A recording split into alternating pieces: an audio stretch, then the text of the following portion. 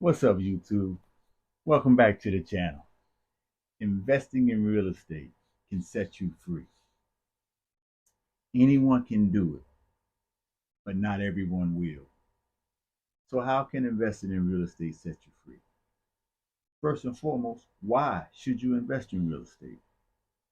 I'm going to share with you some perspectives from my journey through the past 20 years of investing in real estate, uh, small businesses, equities, and things of that nature. But my very first investment was in a piece of real estate.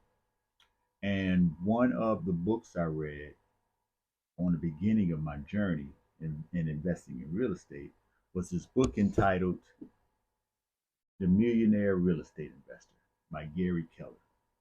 If you don't know who Gary Keller is, I'm pretty sure you know who his company is. His company is he's co-founder of Keller Williams Real Estate Company. You see their red and white signs throughout the city, wherever you're at. I know they're prominent in the South. And one of the things I got from that book, because again, as I like to share with you all, you work on your job, you make a living. You work on yourself, you can make a fortune. And so as I'm working on my job, went to school, got a degree, uh, landed a position with state government, and realized that, man, I'm probably not going to get wealthy simply from the pay I'm receiving from this job. Let me figure out how can I take the discretionary money that I have in between my living expenses and the money I have coming in and turning into more than I have. And one of those ways was through investing in real estate. Now, I'm here to tell you the journey of investing in real estate that is proven effective for me, I don't know about others, is slow and steady wins the race. Slow and steady wins the race. One of the favorite fairy tales or childhood books of mine growing up, and I even shared it with my sons, is The Tortoise and the Hare. And when you're starting out on this journey of life as an adult, you're going to look to your left, look to your right, and you're going to have friends, family, co-workers, colleagues that are off to the races. I mean, they're riding in fancy cars, they're buying their first homes, they're going on these fancy vacations. And you look around and you say to yourself, well, man, what am I doing wrong? Or better yet, I got to figure out what it is they're doing. Well, I'm here to tell you, I figured out what they're doing. They were borrowing from the future in order to try and live today beyond the reality of what they're capable of. And so when you have quote unquote good credit, you can put vacations on your credit card. If you have a good job, there's not a car dealership that won't let you get 72 months worth of payments and get you that nice, shiny, fancy car. And if you're a first time home buyer, there's not a mortgage company out there that won't ask you for the necessary documents, credit, good job, and allow you to put as little as 3 to 5% down and buy your first home. And so, what do those things have in common? They're all consumer based debt that ultimately it turns into a vicious cycle because we all know none of us was taught in our primary education, kindergarten through 12th grade, how to effectively manage money so that it works for us and we simply don't continue to just work for it. And so, fast forward, I said, if I'm going to invest in real estate, I need to find somebody who's done this. Well, guess what? As a young, recent college graduate, I didn't know anybody in the world of real estate investing. And even when I sought out a realtor, I just thought any old realtor could help me on my journey in investing in real estate. And the young lady I identified, when I told her what I was looking for, she told me I was being unrealistic. I gave her what they call my buy box. It wasn't called buy box back then, but I identified if I can find a property that fits these parameters with the money I'm making, and I can rent it out for a minimum of what they say the 1% rule, and I actually identified. I was like, hey, the 1% rules, then the 2% rule is outstanding. And so And all that simply means is for $100,000 property, you want to be able to rent it for $1,000. So again, $100,000 property, you want to be able to rent it for $1,000, and it should cover all of your built-in expenses, your mortgage, which is your principal, interest, taxes, and insurance, and leave you a nice spread.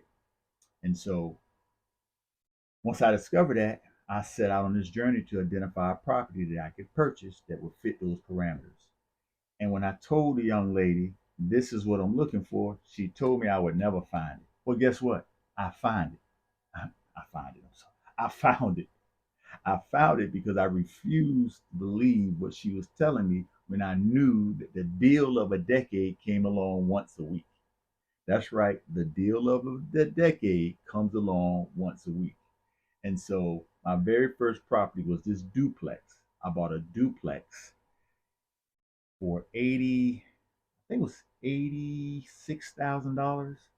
And I was able to rent the downstairs for $750, the upstairs for $450, and so for a total of $1,200. I think my payment was somewhere around $750. So I was killing the 1% rule. Um, but but why do I share that with you? I share with you that real estate can set you free because who I became in the process in order to figure out something I've never done before. And again, it's not, you don't need to know the how. And some folks say you need to know the who. The who absolutely helps.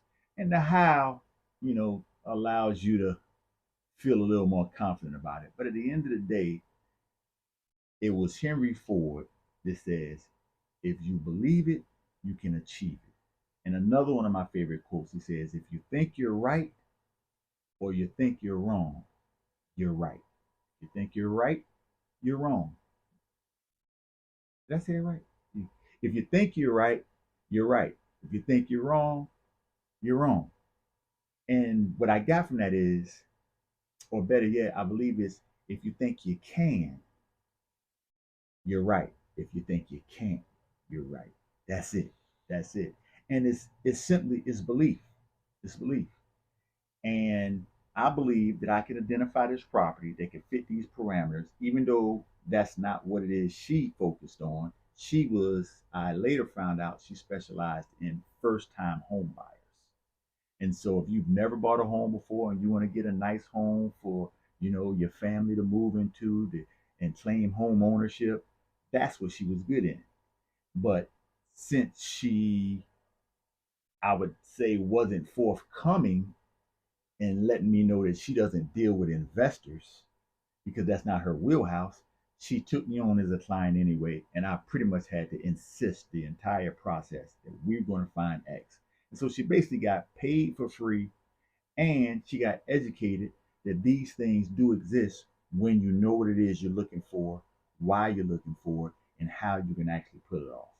So, but how can real estate set you free? It can set you free because if you've never bought real estate before, there's a couple of things you can do. Some folks say buying a single family home and moving into it is not an asset. Some people say that if you buy your first property, it should be a multifamily so you can house hack. Well, I don't care what path you choose. I would encourage you, if you're young, you don't have a significant other, you don't have any children, to go ahead and get you a multifamily so you can learn what it actually takes to buy a piece of real estate that you can both live in and manage it as an actual landlord or property owner. And ideally, you can buy anything from a duplex to a fourplex and get the exact same financing as you would for a single family home. A lot of people don't know that. I found that along my journey too, which is why I bought a duplex. One of my best friends, his first property was a duplex, and I literally moved in the next door with him and got educated on why he got a duplex. And that's when I discovered any property between 1 and 4 units qualifies for traditional financing. And you can get into your first property with as little as 3 to 5% down. Now, I'm going to encourage you to at least get positioned to save up enough money to have 10 to 20% down. Why is this important? One, because what a lot of people don't tell you is that once you become the owner of that property, everything falls on your shoulders. You need a new refrigerator, that's on you. You need a new HVAC system, that's on you. You need to repair or replace the roof, that's on you. Now you can have all these things inspected before you purchase the property to make sure that you're getting things or getting a piece of property that's in good shape. But as you own it and years go by, you're going to need to make sure you have money reserved to cover those just in case things break, especially if you have a duplex, a triplex, or a fourplex, because now you're going to be providing housing for other families. And who you'll become in the process will do two things. It'll let you realize whether or not this is an investment area that you want to focus in, or you want to go in a different route. You want to go to passive. You want to buy index funds and try and accumulate as much money as you can over the next 20 years. I'm here to tell you that real estate can speed up your ability to be freed or work optional from your day job, because the cash flow you can get from a piece of real estate, A, you can increase the rent every year.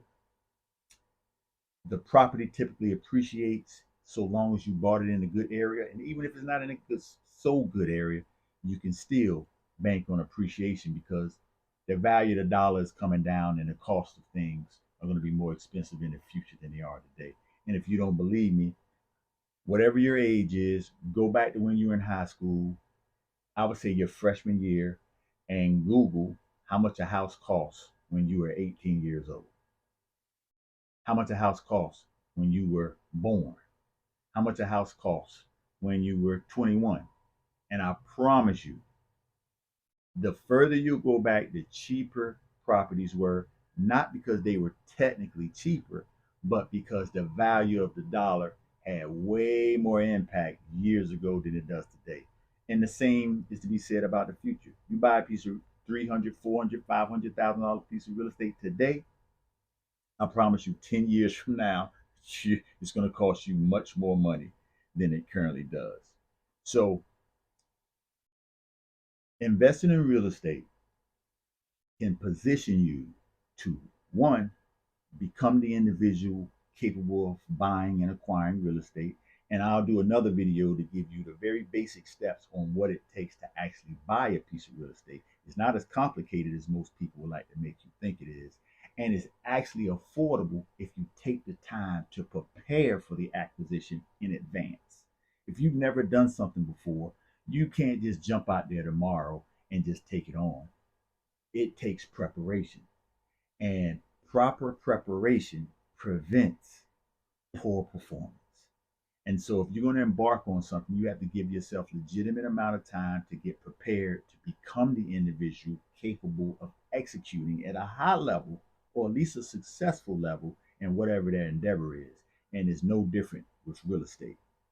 But the reason real estate can set you free, in my opinion, faster than a lot of the other models, passive investing or even starting a business, is because if you have a reliable income, then all you have to do is, over the course of 5 to 7 years, make the short term sacrifice to put aside the money to acquire one property every 1 to 2 years. If you're aggressive, one property a year. And in 5 to 7 years, you could have 5 to 7 properties, or you could simply have 3 to 4 properties. And if you buy it the right way, because there's a right way and a wrong way to buy a piece of property, you can literally create tens, if not hundreds of thousands of dollars worth of equity and thousands of dollars worth of actual passive income from the cash flow that comes from the real estate that you own. And you can only find that out by buying your first property. So I would encourage you, if you want to embark upon breaking free from the rat race and taking your active income and turning it into passive income by buying income producing assets rather than consumer goods, then start with real estate. I got a couple of videos I'm going to be putting out over the next couple of weeks that are going to go into some of the successes and failures that I've had in this space that has completely changed my life as an investor, my family's life as far as our financial success, and really a lot of friends that I've been able to help and guide and point them in the right direction in how to go about successfully buying a piece of real estate. YouTube, I appreciate y'all tuning in this week. And like I always say, shout out to my man Jim Rohn. You can work hard on your job, you make a living. But if you work hard on yourself, you can make a fortune. Till next week, I appreciate y'all. Peace.